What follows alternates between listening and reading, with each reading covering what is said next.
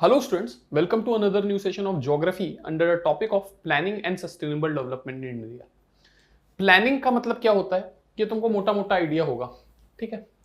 अब इसकी डेफिनेशन में हम नहीं जाते हैं, जो कि हम आगे पढ़ेंगे, चैप्टर ऐसे ऐसे पढ़ेंगे तो हमें क्लियर होता जाएगा दिमाग में कि प्लानिंग एक्चुअली है क्या। लेकिन एक शब्द और आ रहा है, सस्टेनेबल डेवलपमेंट। तो ये डेवलपमेंट की कहानी क्या है, डेवलपमेंट का क्या मतलब है। तो जब हमने ह्यूमन ज्योग्राफी पढ़ी थी तब हमको एक बात समझ में आई थी कि दो चीजें होती हैं। देखो, एक होता है ग्रोथ, ठीक है, और एक होता है डेवलपमेंट, ठीक। ग्रोथ अक्सर क्या होता है, क्वांटिटेटिव एस्पेक्ट होता है, ठीक है, क्वांटिटेटिव एस्पेक्ट है।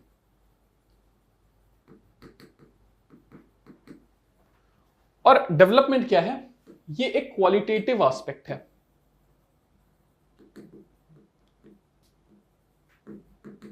ये क्या डिफरेंस है दोनों के बीच में, क्वांटिटेटिव और क्वालिटेटिव के बीच का डिफरेंस क्या है। जब किसी चीज को हम नंबर से नापते हैं कि कोई चीज कितनी ज्यादा है या कितनी कम है नंबर्स में, तो हम उसको बोलते हैं क्वांटिटेटिव एस्पेक्ट। और जब हम किसी चीज को उसकी कैरेक्टरिस्टिक्स, प्रॉपर्टी के आधार पर मापते हैं, मेजर करते हैं, तो उसको हम बोलते हैं क्वालिटेटिव एस्पेक्ट, ठीक है। क्वालिटेटिव एस्पेक्ट, कितनी बेहतर है कोई चीज, है ना, कितनी अच्छी है, उसके फायदे क्या है, नुकसान क्या है, वो क्वालिटेटिव एस्पेक्ट है। कई बार ऐसा हो सकता है कि कोई चीज संख्या में तो ज्यादा हो पर क्वालिटी में वो बहुत अच्छी ना हो, बात समझ में आ रही। और कई बार ऐसा हो सकता है कि क्वालिटी में कोई चीज बहुत अच्छी हो पर वो संख्या में कम हो।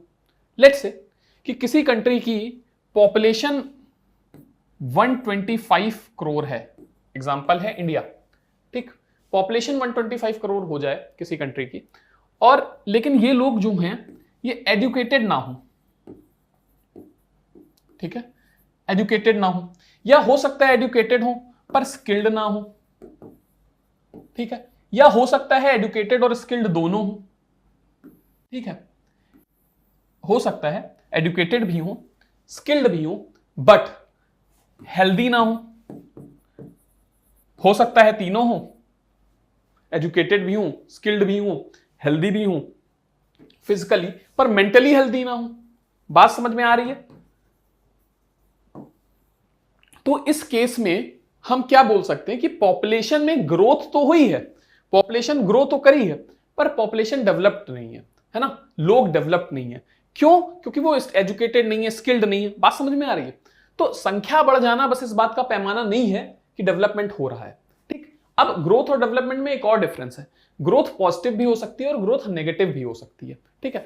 फॉर एग्जांपल, किसी कंट्री की पॉपुलेशन हर साल 500 लाख बढ़ रही है, तो दैट मींस कि वहां पर 500 लाख का ग्रोथ रेट है, और ये ग्रोथ रेट पॉजिटिव है क्योंकि बढ़ रहा है। हो सकता है पॉपुलेशन हर साल 5 लाख कम हो रही हो, तो ये क्या है, ये भी ग्रोथ रेट है, इससे भी पॉपुलेशन की ग्रोथ पता चल रही, पर the growth rate is negative, ठीक। This is the difference between positive growth rate and negative growth rate. That means the growth can be positive as well as negative, and it is a quantitative factor whether the development is always a progressive factor or a positive factor. For example, अगर कोई व्यक्ति बहुत बीमार रहता है तो ये negative factor है, किसी देश में बीमारियां बहुत ज्यादा हैं तो ये नेगेटिव फैक्टर है। हम उस देश के डेवलपमेंट को बीमारियों से नहीं नाप सकते, है ना, उसका मेजरमेंट हम कितना बीमार देश है इस आधार पर नहीं कर सकते। But if the immunity level of a country is so high and the medical sector or pharma sector is so developed, that means the growth rate, the development level of that country in medical field is great, ठीक। या फिर अगर हम यूं कहें कि भाई infrastructure बहुत डेवलप है, अच्छे स्कूल्स हैं, अच्छे कॉलेजेस हैं, है ना, स्पोर्ट्स के लिए अच्छी फैसिलिटीज मौजूद हैं, बच्चों को अगर डिजिटल फील्ड में जाना है ना, तो उस फील्ड में, या जो नई टेक्नोलॉजी है, इमर्जिंग टेक्नोलॉजीज हैं, उस फील्ड में बच्चों के पास अच्छे सीखने के चांसेस हैं, तो हम ये कह सकते हैं कि वो कंट्री डेवलप्ड कर रही है, ठीक है, रादर देन कि वो ग्रो कर रही है। तो अब यहां पर आपको समझ में आया कि ओवर द टाइम किसी देश में कितना डेवलपमेंट हुआ है, यानी कि कई एस्पेक्ट में, वहां एजुकेशन के एस्पेक्ट में, हेल्थ के एस्पेक्ट में, लोगों के मेंटल थॉट्स जो है उसके एस्पेक्ट में, है ना, पर कैपिटा इनकम लोगों की कितनी बढ़ी है, लोग पैसा भी कमा रहे हैं तो कितना कमा रहे हैं, सिर्फ पैसा कमा रहे हैं, बहुत अमीर है, तो वो तो ग्रोथ हो गई ना कि भाई बहुत अमीर लोग रहते हैं। लेकिन हर एस्पेक्ट में कितने डेवलप्ड हैं, एजुकेशन, हेल्थ, पैसा कमा रहे हैं तो कितना, पर कैपिटा इनकम, तो ये क्या है, ये क्या है, ये हम कह सकते हैं डेवलपमेंट है, ठीक है। और जब हम डेवलप्ड कंट्री का एग्जांपल लेते हैं, हमारे सामने यूएस का एग्जांपल आता है, या हमारे सामने यूरोप की कंट्री का, स्वीडन, नॉर्वे, फिनलैंड, डेनमार्क का एग्जांपल आता है, तो क्या यहाँ लोग बहुत ज्यादा है? नहीं है, पॉपुलेशन कम है। ये तो डेवलप्ड कंट्री का एक और फिनोमेना है कि वहां पॉपुलेशन जनरली कम होती है, पर वहां रिसोर्सेज पर्याप्त हैं, ठीक है। वहां पर अपॉर्चुनिटीज अच्छी हैं, लोग एक्सेल कर सकते हैं, लोगों के पास चॉइसेस बेटर है, लाइफ चॉइसेस बेटर है। तो ये क्या है? ये डेवलपमेंट है, और इन्हीं आधारों पर हम डेवलपमेंट को नापते हैं। लेकिन डेवलपमेंट के साथ एक और बात है कि development is generally irreversible feature, है ना, कि एक सोसाइटी एक बार डेवलप हो गई तो फिर अब वो उसके पीछे नहीं जाएगी, वो उसके आगे ही जाएगी, है ना। तो डेवलपमेंट एक तरीके से एक इरिवर्सिबल फीचर भी है किसी भी सोसाइटी का। बात समझ में आ रही है? ये बेसिक डिफरेंस है ग्रोथ और डेवलपमेंट में। अब कहानी आती है कि सर बहुत समझा लिया आपने, अब हमको फटाक से ये बता दीजिए कि ये सस्टेनेबल डेवलपमेंट क्या है। ये कहानी, हम ज्यादा कहानी सुनने के मूड में नहीं है। सस्टेनेबल डेवलपमेंट का मतलब होता है सस्टेन से बना है सस्टेनेबल, और सस्टेन का मतलब होता है जब कोई चीज रुकी रहे लंबे समय तक, ठीक है। हिंदी में इसको हम बोलते हैं धारणीय। धारणीय मतलब जिसको धारण किया जा सके, for the longer duration of time, ठीक है। तो इसको हम बोलते हैं धारणीय विकास या फिर सस्टेनेबल डेवलपमेंट। अब ये कहानी क्या है? देखो, हर चीज की हमको एक कॉस्ट देनी पड़ती है। ह्यूमंस सारे जीव जंतुओं में, सारे एनिमल्स में एक अकेली स्पेशी है जो इतनी आगे आ गई, और इसके आगे आने का एक रीजन है कि हमारे अंदर कॉग्निटिव पावर का विकास हुआ, यानी कि सोचने की शक्ति का विकास हुआ। हमको इस उंगली से ये अंगूठा पकड़ना आया, यानी कि हमको पेन पकड़ना आया, और हमको दो पैरों पर खड़े होना आया, जिससे कि हम दूर तक देख सकते हैं। ये कुछ ऐसी चीजें रही जिसने ह्यूमंस के इवोल्यूशन में बहुत ज्यादा योगदान दिया कि हम इतने आगे आ गए कि हम भी कभी जानवरों की तरह आवाजें निकालते होंगे, हमारी कोई लैंग्वेज नहीं होगी, और हम इतने आगे तक आए। इस पूरी प्रक्रिया में ह्यूमंस का इवोल्यूशन होने के साथ साथ ह्यूमंस का डेवलपमेंट भी हुआ, विकास भी हुआ। डेवलपमेंट हम जब देखते हैं तो हम टेक्नोलॉजिकल स्तर से देखते हैं ना, कि ह्यूमंस ने टेक्नोलॉजिकल स्तर पर जो इवोल्यूशन किया उसने आगे के विकास की नींव रखी, जैसा हम समाज आज देख रहे हैं, अपने आसपास का एनवायरनमेंट देख रहे हैं वैसे, ठीक। इसकी शुरुआत कहां से हुई होगी? तो इसकी शुरुआत सबसे पहले हुई होगी जब ह्यूमंस ने व्हील्स का इन्वेंशन कर लिया होगा, ठीक। और व्हील्स के इन्वेंशन के साथ हम ये मान सकते हैं कि मानव इतिहास की एक बड़ी क्रांति रही होगी। अधिक दूरी के रास्ते क्या हो गए होंगे, अब कम हो गए होंगे, है ना। तो ये एक अच्छी बात रही। अब व्हील्स का जो इन्वेंशन है ये भी एक टेक्नोलॉजी ही तो है। तुम कहोगे सर क्या बोल रहे हैं, किसी गोल चीज को बना देना टेक्नोलॉजी थोड़ी होती है। टेक्नोलॉजी तो आर्टिफिशियल इंटेलिजेंस है, इंटरनेट ऑफ थिंग्स है, क्वांटम कंप्यूटिंग है। मैं कहता हूं बेटा क्यों नहीं होती है। टेक्नोलॉजी बहुत बेसिक लेवल पर भी तो होती है। 6th क्लास में तुमने एक चैप्टर पढ़ा होगा सिंपल मशीन, और बाद में तुम हाइड्रोलिक पंप वगैरह पढ़ने लगे होगे। जब ग्रेजुएशन में जाओगे तो मैकेनिक्स पढ़ोगे, है ना, ये सारी चीजें पढ़ोगे। तो कहने का मतलब ये कि टेक्नोलॉजी बहुत बेसिक लेवल से भी शुरू होती है। भाई कैंची भी क्या है, एक मशीन है, और जो घर में नाइफ होती है, चाकू, वो भी क्या है, वो भी मशीन है, ठीक। तो हम ये क्यों नहीं कह सकते कि टेक्नोलॉजी इतने एलिमेंट्री लेवल पर हो सकती है, ठीक है। तो टेक्नोलॉजी की शुरुआत कहां हुई? व्हील से शुरू हुई। फिर दूसरा इसमें बड़ा चेंज कब आया? जब ह्यूमंस ने फायर को जान लिया और फायर रेगुलेट करने लगा, कंट्रोल करने लगा, और यहां से शुरू ही कहानी आज कहां पहुंच गई है? मशीन लर्निंग तक पहुंच गई है, ठीक है। आर्टिफिशियल इंटेलिजेंस तक पहुंच गई, क्वांटम कंप्यूटिंग तक पहुंचने वाली है। हमने स्पेस को जान लिया है। तो इस पूरी प्रक्रिया में ये जो टेक्नोलॉजिकल एडवांसमेंट हो रहा था, इसकी वजह से मनुष्य की लाइफ बेटर हो रही थी। मनुष्य के पास लाइफ चॉइसेस ज्यादा थी बाकी ऑर्गेनिज्म के कंपैरिजन में, ठीक है। बड़ी बीमारियां जब किसी और ऑर्गेनिज्म में आती हैं, किसी और एनिमल्स में आती हैं, तो वो जनरली क्या होते हैं, कई बार एक्सटिंक्ट होने की स्थिति आ जाती है। फॉर एग्जांपल एक कैनाइन डिस्टेंपर नाम का वायरस आया था, जो कि भारत में गिर नाम के जंगलों में आया था, फिर गुजरात में, और यहां पर एशियाटिक लॉयन की प्रजाति पाई जाती है जो भारत में इकलौती है। तो ऐसा लगा कि एक टाइम पर वहां सारे लायंस खत्म हो जाएंगे, पर this was the human who detected that lions are dying because of this virus, and humans able to control it. इसका मतलब समझे ना कि हमने टेक्नोलॉजी की मदद से सिर्फ खुद को ही नहीं ठीक किया, खुद को ही नहीं सुरक्षित रखा, दूसरे एनिमल्स को भी रखा, हम रख पा रहे हैं। यही है हमारा विकास, यही है हमारा डेवलपमेंट, ठीक है। तुमने पहला चैप्टर पढ़ा होगा जब हमने ह्यूमन ज्योग्राफी पढ़ा था, तो उसमें नेचराइजेशन ऑफ ह्यूमन और ह्यूमनाइजेशन ऑफ नेचर वाली कहानी पढ़ी थी, जिसमें पॉसिबिलिज्म और डिटर्मिनिज्म का कॉन्सेप्ट पढ़ा था। वहां पर तुमने जाना था कि किस तरीके से मनुष्य जो नेचर की तरह हुआ करता था, उसने नेचर को अपने जैसा बना दिया। बात समझ में आ रही है? लेकिन इस पूरी प्रक्रिया में हमने जाना कि मनुष्य को एक कॉस्ट पे करनी पड़ी। हर चीज की एक कॉस्ट होती है, कीमत होती है। और वो कॉस्ट मनुष्य को भी पे करनी पड़ी। वो कॉस्ट क्या है? हमने अपने आसपास के एनवायरनमेंट को इतना तबाह कर दिया है, इतना ही खत्म कर दिया है कि अब शायद ऐसा मानते हैं कई एनवायरमेंटलिस्ट कि सालों तक, यानी कि मुझे लगता है 200 से 300 साल बाद ऐसी स्थितियां आ जाएंगी कि जब बहुत जरूरी रिसोर्सेज, पानी जैसे रिसोर्सेज भी नहीं बचेंगे और मनुष्य शायद बहुत लंबे समय तक सर्वाइव नहीं कर पाए। इस पूरी प्रक्रिया की कॉस्ट हमको कैसे देनी पड़ी कि भाई हमने, ये पूरी कहानी शुरू होती है लगभग 17वीं शताब्दी से, 17th सेंचुरी से। 17th सेंचुरी में विज्ञान बहुत तरक्की कर ले गया था। हमने जो मनुष्य थे उन्होंने स्टीम इंजन बना दिया था, स्पिनिंग जेनी बना दिया था, और यहां पर एक नई चीज आ रही थी, इंडस्ट्रियल रिवॉल्यूशन चरम पर था। एक नया कॉन्सेप्ट आ रहा था कि हमको पावर चाहिए, मनुष्य को पावर चाहिए। पावर, ये मसल पावर नहीं, पावर का मतलब है हमको इलेक्ट्रिसिटी चाहिए। पावर जनरेशन, जितने भी हमारी मशीन है वो पावर से चल रही हैं, और पावर को बनाने के लिए हमको क्या चाहिए? हमको कुछ रिसोर्सेस चाहिए, हमको कुछ एनर्जी रिसोर्सेस चाहिए। जैसे हमको कोल चाहिए भाई, हमको कोल के अलावा चाहिए हमको पेट्रोलियम चाहिए। ये समझ में आने लगा कि कुछ ऐसे रिसोर्सेज हैं जिनसे हमको एनर्जी मिल जाएगी, और बस धड़ल्ले से मनुष्य की गाड़ी चल पड़ी। मनुष्य ने खूब पैसा कमाया, है ना। खासकर यूरोपियन कंट्रीज की बात करें तो उन्होंने खूब टेक्सटाइल इंडस्ट्री सेटअप करी, उसके बाद ऑटोमोबाइल सेक्टर की बारी आई, और इन सारी चीजों को बेच के बाकी के मार्केट में, पूरी दुनिया में अपनी टेक्नोलॉजी को बेच करके, एक्सपोर्ट करके, सेल करके उन्होंने खूब पैसा कमाया। और इसी वजह से हम देखते हैं कि सबसे पहले इंडस्ट्रियल रिवॉल्यूशन कहां आया? यूरोप में आया। और इसीलिए हम पाते हैं कि यूरोपियन कंट्रीज आज सबसे ज्यादा डेवलप है। क्यों? क्योंकि उन्होंने उनके पास अर्ली मूवर एडवांटेज था कि उन्होंने टेक्नोलॉजी बनाई, उस टेक्नोलॉजी से भाई कपड़े बनाए मशीन में बना करके, फिर दूसरी कंट्रीज पर कॉलोनाइजेशन किया, कब्जा किया आकर और उनको उन चीजों को बाकी दुनिया में बेचा, उससे पैसे कमाए। ठीक वही ऑटोमोबाइल सेक्टर के साथ हुआ और हर टेक्नोलॉजी के साथ आज तक होता आ रहा है। ठीक है, वेस्टर्न वर्ल्ड का डोमिनेशन रहता है टेक्नोलॉजी में। अब टेक्नोलॉजी में क्या है कि एक बार आप आगे निकल गए तब आप आगे ही निकलते जाएंगे, क्योंकि आपके पास फ्यूचर की टेक्नोलॉजी पहले आएगी किसी और कंट्री से, क्योंकि आपके पास पैसा भी है, आपके पास रिसोर्सेज भी है। बात समझ में आ रही है? लेकिन इस पूरी प्रक्रिया में कुछ हुआ क्या? आपने बहुत बड़ी मात्रा में कोल का यूज किया, आपने पेट्रोलियम का यूज किया, ठीक है, और इससे शुरू हुआ ग्लोबल वार्मिंग।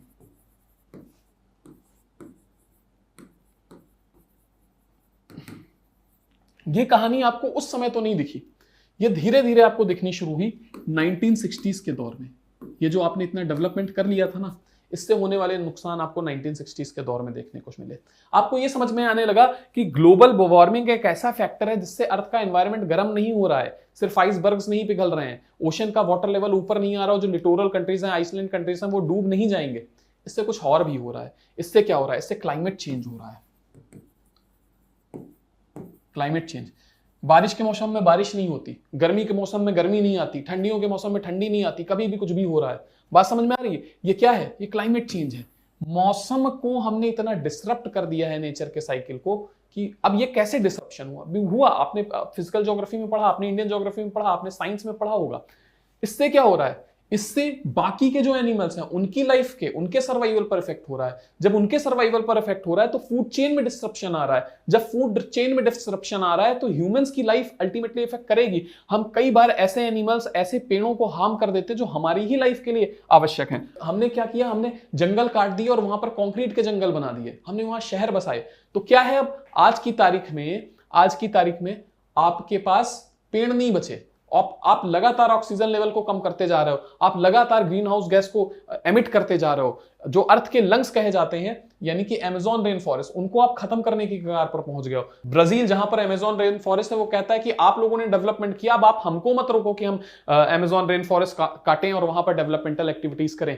इससे बाकी दुनिया को डर बैठ रहा है। अब बाकी दुनिया को डर क्या बैठ रहा है कि यार ऐसे तो मतलब उसको अर्थ के लंग्स कहा जा रहा है ना, तो ऑक्सीजन सप्लाई अर्थ पे क्या होगा। लेकिन आप ब्राजील को रोक नहीं सकते क्योंकि अमेज़न रेन फॉरेस्ट आपके यहाँ है, आप डेवलपमेंट कर चुके हो, आपने तो खूब पेट्रोल से ऊर्जा बनाई, आपने तो खूब कोल से इलेक्ट्रिसिटी बनाई, तो अब आप कौन होते हो रोकने वाले? क्योंकि आपको इसके इंपैक्ट अब दिखाई दे रहे हैं। ठीक, तो कॉस्ट देनी पड़ रही है ना आपको, आपको डेवलपमेंट की कीमत चुकानी पड़ रही है ना, और इसी कीमत को चुकाने पर क्या हो रहा है? एनवायरनमेंट का लॉस हो रहा है। यानी हमारी जो फ्यूचर जनरेशन है उनके लिए चीजें बहुत मुश्किल होती जा रही हैं। किस तरीके से मुश्किल होती जा रही हैं? एक तो हम ये तय नहीं कर पा रहे हैं कि हम उनके लिए एक ऐसी दुनिया छोड़ के जाने वाले हैं जहां पर सर्वाइवल बहुत मुश्किल होगा। बेसिक नीड्स, ऑक्सीजन, अभी तो हम पानी रोटी कपड़े पर आए ही नहीं हैं, अभी तो रोटी कपड़े की बात ही नहीं हो रही है, अभी तो बात हो रही है ऑक्सीजन, अभी तो बात हो रही है फ्रेश एयर की बात हो रही है, अभी तो बात हो रही है वाटर की, फ्रेश वाटर की बात हो रही है। हम यही नहीं छोड़ के जा पा रहे हैं। हम उनको एक ऐसा वातावरण देने वाले हैं जो बहुत या तो हार्श क्लाइमेट होगा या तो बहुत कूल क्लाइमेट होगा। हम उनको एक ऐसा वातावरण देने वाले हैं जहां पर अर्थ के ऊपर आपको, यानी सरफेस के ऊपर आपको ओजोन मिलने लगेगी। वहां पर किस तरीके से कौन कौन सी बीमारियां जन्म लेंगी हम ही नहीं जानते, है ना। और ये सब क्यों हुआ है? हमारे लालच की वजह से। ठीक, अब आते हैं रिसोर्सेज पर। हम पेट्रोलियम वैसे भी खत्म कर चुके हैं, हम जितने भी अर्थ के रिसोर्सेज हैं वो खत्म कर दे रहे हैं, हम लैंड को डिग्रेड कर दे रहे हैं, हम एग्रीकल्चर के लिए कंड्यूसिव लैंड छोड़ ही नहीं रहे हैं, उन लैंड्स पर हम क्या क्या बना दे रहे हैं। तो अल्टीमेटली एक दिन मनुष्य को यह समझ में आने वाला है, जब आखिरी नदी सूख जाएगी, आखिरी धान के पौधे से धान खा लिया जाएगा, तब मनुष्य को यह समझ में आएगा कि आप पैसे को खा नहीं सकते हो, है ना। आप बिल्डिंग्स को खा नहीं सकते हो, खाने के लिए आपको लैंड चाहिए जहां पर आप फूड ग्रेन्स उगाओगे। और मनुष्य मशीन नहीं है कि वो एआई की तरह, रोबोट्स की तरह वो इलेक्ट्रिसिटी से जिएगा। बात समझ में आ रही है? तो हम ऐसा समाज छोड़ के जाने वाले हैं अपने आने वाली जनरेशन के लिए। तो अब सवाल उठता है कि क्या कुछ ऐसा हो सकता है जिससे हम इस चीज को कंट्रोल करें? ग्लोबल टेम्परेचर 5 से 6 डिग्री की रफ्तार से बढ़ रहा है हर सेंचुरी में, जिसको हमने जो हमारा प्री इंडस्ट्रियल टाइम है उससे 1.5 से 2 डिग्री तक का हमने लक्ष्य रखा है रोकने का, वो हो नहीं पा रहा है। वो हो नहीं पा रहा है क्योंकि अभी समझेंगे, सब समझेंगे। तो क्या कुछ ऐसा हो सकता है कि हम अच्छा एनवायरनमेंट छोड़ के जाएं अपने आने वाली जनरेशन के लिए, हम रिसोर्सेज छोड़ करके जाएं? हाँ, हो सकता है, क्यों नहीं हो सकता है। हम ये सब जो हरकतें कर रहे हैं इनको कम कर दें, लेकिन कम कर देंगे तो इससे हमारे डेवलपमेंट का क्या? हम क्या उसके लिए एक बुरी जिंदगी जिए? उसके लिए हम ये जो डेवलपमेंटल एस्पेक्ट हैं इनका फायदा ना ले? इंसान ने जो भी इवोल्यूशन किया है, जो भी नॉलेज गेन की है, जो भी टेक्नोलॉजी गेन की है, क्या आप चाहेंगे कि आपको अच्छी पढ़ाई ना मिले जस्ट बिकॉज कि मैं आपको ऐसे ऑनलाइन मीडियम से पढ़ा रहा हूं जहां पर इलेक्ट्रिसिटी लगती है, ये इलेक्ट्रिसिटी कोल से बनती है, कोल से ग्रीन हाउस एमिशन होता है, इसलिए मैं आपको पढ़ाना बंद कर दूं, आप पिछड़े रह जाओ? क्या इसलिए? नहीं। तो इसका तरीका क्या है? इसका तरीका यह है सस्टेनेबल डेवलपमेंट। डेवलपमेंट हो, लेकिन डेवलपमेंट की जो कॉस्ट है ना वो ऐसी ना हो। इस डेवलपमेंट को हम बोलेंगे सस्टेनेबल डेवलपमेंट। कैसे? आपके पास व्हीकल हो, आप भी लंबे समय दूरी पर जाओ, अपनी नानी के घर जाओ, लेकिन आप जिस गाड़ी से जाओ वो पेट्रोल का यूज ना करे, वो इलेक्ट्रिसिटी का यूज करे। तुम कहोगे सर फालतू की बातें मत करिए, इलेक्ट्रिसिटी भी कोल से बनती है, कोल से पॉल्यूशन होता है, तो इलेक्ट्रिसिटी कार से कोई फर्क नहीं पड़ेगा जब तक हम इलेक्ट्रिसिटी कोल से बनाना हट के हम इलेक्ट्रिसिटी बनाना शुरू नहीं करते सोलर पावर से, विंड एनर्जी। वही मैं कह रहा हूं कि आप क्लीन मेथड का यूज करो। ठीक है, हम क्या करें फिर? हम कोल इलेक्ट्रिसिटी को छोड़ करके हम सब लोग अगर अपने घर के ऊपर सोलर पैनल लगवा लें तो कितना अच्छा रहे।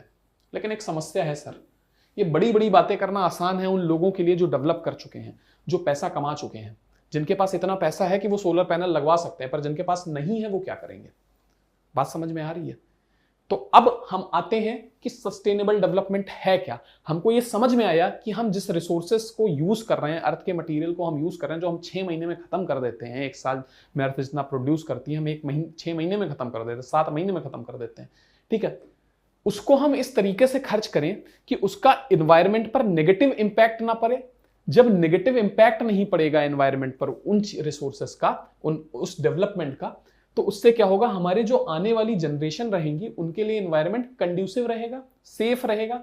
हम जो रिसोर्सेज हैं उसको इस तरीके से यूज करें कि वो ओवर यूज ना हो जाए, जिससे आने वाली जो जनरेशन है उनके लिए रिसोर्सेज बचे रहें। यानी कि क्लाइमेट और रिसोर्सेज सस्टेन करें, सस्टेन रुके रहें लंबे समय तक आने वाली जनरेशन के लिए। ठीक है, यानी डेवलपमेंट, आप ध्यान देना, डेवलपमेंट ऐसा होना चाहिए जो आने वाली जनरेशन के लिए सस्टेनेबल हो। बात समझ में आई? तो सस्टेनेबल डेवलपमेंट का कॉन्सेप्ट क्या कहता है? फॉर एग्जांपल, प्लास्टिक, हम नई प्लास्टिक बनाने से अच्छा है कि जो प्लास्टिक है उसको रीयूज कर दें, रिसाइकिल कर दें। बात समझ में आ रही है?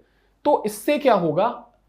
हम लंबे समय तक जो इसके हार्मफुल इंपैक्ट हैं डेवलपमेंट के उनको रोक पाएंगे। सस्टेनेबल डेवलपमेंट का मतलब बस यही है। ये मोटा मोटा क्लाइमेट से डील करता है, क्लाइमेट चेंज से डील करता है, जो इन्वायरमेंट को होने वाले हार्म है डेवलपमेंटल एक्टिविटीज से, उसको रोकने से डील करता है। बात क्लियर है?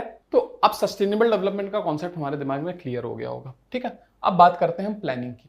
प्लानिंग का मतलब क्या है? प्लानिंग का मतलब जब हम कोई भी टारगेट सेट करते हैं, ठीक है,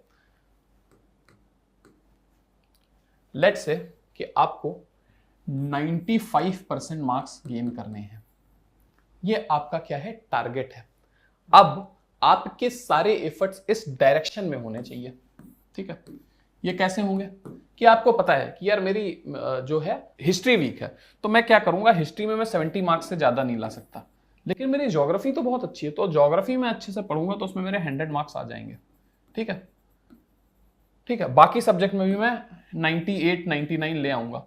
तो इस हिसाब से नहीं कुछ तो मैं 90 से 95 के बीच में आ जाऊंगा। ठीक, बात समझ में आ रही है? अब उसके लिए मुझे क्या क्या चाहिए? उसके लिए मैं दिसंबर तक सारा सिलेबस खत्म कर दूंगा। दिसंबर के बाद मैं क्वेश्चंस लगाऊंगा, जो प्रीवियस ईयर क्वेश्चंस हैं उनको सॉल्व करूंगा ज्यादा से ज्यादा, है ना, तो मेरे मार्क्स आ जाएंगे। ये क्या है? ये पूरी प्लानिंग है कि आपको क्या क्या करना है। आप मैं जून तक ये खत्म कर लूंगा, जुलाई तक ये सब्जेक्ट खत्म कर लूंगा, ये सब क्या है? ये प्लानिंग है। बात समझ में आ रही है कि एक टारगेट के प्रति आप रिसोर्सेस कैसे ऑर्गेनाइज करोगे? ठीक है, वो क्या है? प्रोसेस प्लानिंग है, उसमें थिंकिंग का प्रोसेस इन्वॉल्व होता है। ठीक, तो अब अगर हम प्लानिंग को एक बड़े कॉन्टेक्स्ट में देखें, एक कंट्री के कॉन्टेक्स्ट में देखें, एक इकोनॉमी के कॉन्टेक्स्ट में देखें, तो प्लानिंग का काम कौन करते हैं? जो देश के अंदर पॉलिसी मेकर्स होते हैं वो करते हैं। ठीक है, जो लॉ मेकर्स होते हैं वो करते हैं। प्लानिंग दो तरीके की हो सकती है, एक लॉन्ग टर्म हो सकती है और एक शॉर्ट टर्म हो सकती है। ठीक है, तो what is planning? The process of thinking, formulation of scheme of program and implementation of a set of actions to achieve some goals। तो प्लानिंग क्या है? Process of thinking. Process of thinking क्या है कि तुम सोच रहे हो कि तुमको 94.5% लाने के लिए क्या करना है। फॉर्मुलेशन ऑफ स्कीम, उसके लिए तुम स्कीम एक तैयार करोगे ना। Formulation of scheme of programme, क्या स्कीम प्लान करोगे कि भाई हमको अगस्त तक ये सब्जेक्ट खत्म कर लेना है, अक्टूबर तक ये सब्जेक्ट, दिसंबर तक ये सब्जेक्ट। ठीक, फिर हर सब्जेक्ट खत्म होने के साथ में हमको ये करना है, टेस्ट लगाने हैं, ये करना है। ठीक है, फिर क्या तुमने implementation of set of action किया कि भाई अगस्त तक ये सब्जेक्ट, सितंबर तक ये सब्जेक्ट, अक्टूबर तक ये, नवंबर तक ये, दिसंबर तक ये, फिर हम टेस्ट राइटिंग करेंगे एग्जाम आने तक, फिर लास्ट में एक रिवीजन करेंगे। तो तुमने set of scheme of programme बना लिया। अब implementation of set of action कैसे, कि ये सब्जेक्ट कैसे खत्म करोगे। फॉर एग्जाम्पल कि भाई मैं ज्यादातर बुक्स जो सब्जेक्ट्स हैं वो अपनी एनसीईआरटी की बुक से खत्म करूंगा और सर के लेक्चर से करूंगा, लेकिन कुछ सब्जेक्ट्स ऐसे हैं जहां पर शायद मैं इस रेफरेंस बुक की हेल्प ले लूं, मैं इंटरनेट की हेल्प ले लूं। ठीक है, या फिर हर टेस्ट के बाद, हर सब्जेक्ट को खत्म करने के बाद मैं 5 टेस्ट लिखूंगा एटलीस्ट। ठीक है, तो ये सब क्या है कि तुम सेट ऑफ एक्शन तैयार कर रहे हो, ठीक, अपने गोल्स को अचीव करने के लिए। अब इस पूरे प्रोसेस में दो अप्रोच होती हैं, 2 अप्रोचेस, एक होती है सेक्टोरल प्लानिंग, एक होती है रीजनल प्लानिंग। ठीक है, अब हम थोड़ा सब्जेक्ट से बाहर निकलते हैं। ठीक है, सब्जेक्ट से बाहर निकलते हैं और हम बात करते हैं किसकी? हम बात करते हैं एक कंट्री या एज एन इकोनॉमी प्लानिंग किस तरीके से होती है। तो एक होती है सेक्टोरल प्लानिंग, एक होती है रीजनल प्लानिंग। सेक्टोरल प्लानिंग में क्या है, देश में अलग अलग सेक्टर है, जैसे एनर्जी सेक्टर है, ठीक है, पावर सेक्टर है, इसके अलावा मैं बोलूं कि इंफ्रास्ट्रक्चर है। ठीक है, तो कहने का मतलब ये कि देश में अलग अलग सेक्टर्स हैं। ठीक, देश में मतलब गवर्नेंस के तौर पर अलग अलग सेक्टर बना दिए, हेल्थ सेक्टर है, एजुकेशन सेक्टर है। अब इन अलग अलग सेक्टर्स के में डेवलपमेंट किस तरीके से होगा, इवोल्यूशन किस तरीके से होगा, इसके लिए स्कीम्स ऑफ प्रोग्राम बनाना या सेट ऑफ एक्शन तैयार करना क्या कहलाता है? Sectoral planning. हर सेक्टर के हिसाब से कि भाई एनर्जी सेक्टर में हम ये करेंगे, हम क्या करेंगे, हम अपने जो इंपोर्ट है पेट्रोलियम का उसको कम करेंगे और हम सोलर पावर पर ज्यादा ध्यान देंगे, जिससे कि हम 2025 तक इतने मेगावाट, 500 मेगावाट तक का प्रोडक्शन कर लें। ये सब क्या है? ये सब सेक्टोरल प्लानिंग है। या हम हेल्थ बजट को अपना इतना बढ़ाएंगे, 2% बढ़ा देंगे। ठीक है, इसके लिए हम क्या करेंगे, इसका 2% बढ़ाने के लिए बजट में हम जो डिफेंस बजट है उसको थोड़ा सा कम कर देंगे। ठीक है, तो हेल्थ बजट 2% तक बढ़ जाएगा, तो हम ऐसे 10 नए गवर्नमेंट हॉस्पिटल खोलेंगे। ठीक है, 12 मेडिकल इंस्टीट्यूट खोलेंगे। ठीक है, जिससे क्या होगा, डॉक्टर्स की संख्या देश में बढ़ेगी। ठीक है, 2 स्पेशलाइज सेंटर खोलेंगे कैंसर सेक्टर या टीबी सेक्टर के लिए। तो बात समझ में आ रही है? ये सब क्या है? ये सेक्टोरल प्लानिंग है। ठीक, फिर बारी आती है रीजनल प्लानिंग की। रीजनल प्लानिंग क्या है कि अब हमने सेक्टोरल प्लानिंग कर ली, उसके बाद भी हम देख रहे हैं कि भाई हर सेक्टर में डेवलपमेंट पूरे देश में इतना इतना हो रहा है, पर कुछ रीजंस ऐसे हैं जो क्या है, जो बैकवर्ड है। ठीक है, यानी कि हमने यहां पर जो डेवलपमेंट किया था वो यहां तक पहुंच नहीं रहा है, और उसके यहां तक ना पहुंचने के कई कारण हो सकते हैं। एक कारण ये हो सकता है कि फिजियोग्राफिक चैलेंजेस हो सकते हैं, कि टेरेन के चैलेंजेस हो सकते हैं, उस वजह से ना पहुंच रहा हो, है ना। तो ये क्या प्रॉब्लम, या लोगों की वहां पर जो माइंडसेट है वो बहुत बैकवर्ड है। फॉर एग्जाम्पल लेट्स से कि भाई कोविड-19 पैंडेमिक आई थी, ठीक, कोविड-19 पैंडेमिक आई थी, तो कोविड-19 पैंडेमिक आने के साथ साथ कई तरीके के रूमर्स भी चल रहे थे, है ना। अब कई लोग इसकी वैक्सीन नहीं लगवाना चाह रहे थे, कोविड-19 की जो वैक्सीन थी कोविशील्ड टाइप की, वो नहीं लगवाना चाह रहे थे। उनको लग रहा था इससे कुछ बीमारी हो जाएगी, इससे गवर्नमेंट मेरा डेटा ले लेगी, ठीक है। तो ये जो डिफरेंसेस थे ये क्यों थे, क्योंकि लोग बैकवर्ड हैं, उनका थॉट प्रोसेस नहीं क्लियर है ना। तो इस तरीके की जगहों में टारगेट करके कि भाई यहां पर डेवलपमेंट नहीं हो रहा है तो क्यों नहीं हो रहा है, उसके कुछ अलग अलग कारण हो सकते हैं, बैकवर्डनेस हो सकती है, ठीक है, इलिटरेसी हो सकती है। तो उस तरीके से प्लान को मॉडिफाई करके वहां पर लागू करना, ये क्या हो जाती है, रीजनल प्लानिंग हो जाती है। ठीक, इंडिया की अगर हम बात करें तो इंडिया ने जो प्लानिंग का प्रोसेस था पॉलिसी मेकिंग में, इंडिया ने प्रोसेस 5 ईयर प्लान्स के थ्रू शुरू किया। अब ये 5 ईयर प्लान्स के थ्रू प्लानिंग प्रोसेस शुरू करने का मतलब क्या है, भारत में एक बॉडी बनाई गई जिसका नाम था प्लानिंग कमीशन, ठीक है।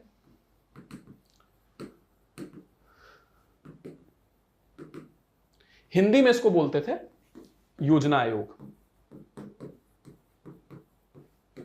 योजना आयोग का काम क्या था, भारत में प्लान्स बनाना, ठीक है, प्लान्स बनाना, अलग अलग सेक्टर के हिसाब से उसमें कितना पैसा लगेगा ये तय करना, और गवर्नमेंट के अलग अलग डिपार्टमेंट्स को समझाना कि इन प्लान्स को किस तरीके से इंप्लीमेंट किया जाए। ये प्लानिंग कमीशन का पार्ट था। हालांकि गवर्नमेंट के डिपार्टमेंट इनकी बात मानने में मजबूर नहीं थे, बाइंडिंग नहीं था ये पूरा प्रोसेस, लेकिन स्टिल गवर्नमेंट के डिपार्टमेंट मान लेते थे इनकी बात। ठीक, अब ये जो प्लानिंग कमीशन था, ये जब प्लान बनाता था तो ये प्लान बनाता था लगभग 5 साल के लिए, है ना।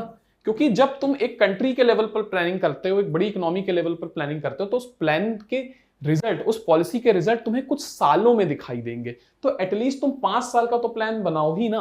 अगर तुम हेल्थ सेक्टर में ये कहो कि हम 2% अगर खर्चा बढ़ा देंगे तो बीमारियों से मरने वाले या कम्युनिकेबल डिसीज से मरने वाले लोगों की संख्या इतनी कम हो जाएगी, तो अब तुम जब 2% का बजट बढ़ाओगे तो उसके लिए पहले इंफ्रास्ट्रक्चर बनाओगे, गवर्नमेंट कॉलेजेस बनाओगे, मेडिकल कॉलेज, फिर हॉस्पिटल्स बनाओगे, फिर डॉक्टर्स को नियुक्ति दोगे, फिर लोगों में अवेयरनेस फैलाओगे, फिर घर घर जाकर के लोगों को उस बीमारी से सुरक्षा दी जाएगी। तो इस पूरी प्रक्रिया में एक लंबा टाइम तो लगेगा ही ना, 5 साल, 10 साल, 15 साल। इसीलिए जो 5 ईयर्स प्लान होते, ये प्लानिंग कमीशन था, ये लंबे समय के लिए प्लान बनाता था, क्योंकि क्या फायदा हो रहा है बनाए गए प्लान का वो लंबे समय में दिखते थे, ठीक है।